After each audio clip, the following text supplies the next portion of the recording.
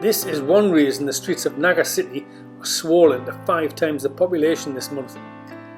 Devotees have flocked here, many just to see the spectacle we are about to witness.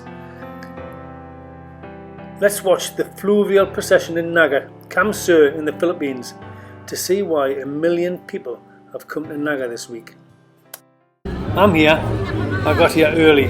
I'm here to blog it, but also soak up the atmosphere. I've done a bit of reading on it, a bit of research to do my last few videos. I'll put the link above so you can have a look if you want to.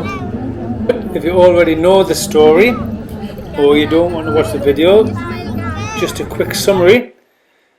We're just going to see today an image of Jesus Christ, the Divino Rostro, and Mama Mary, the Virgin Mary. They're brought up together on the River Naga and returned to their homes in the Basilica in Naga. This is just up the road from here, or in this case, just up the river. A lot of the crowd here will have travelled miles to get here. The population in Naga is around 210,000, but just around now the streets are packed and the hotels are full, and the population right now could be as much as 1 million, or even more, some say.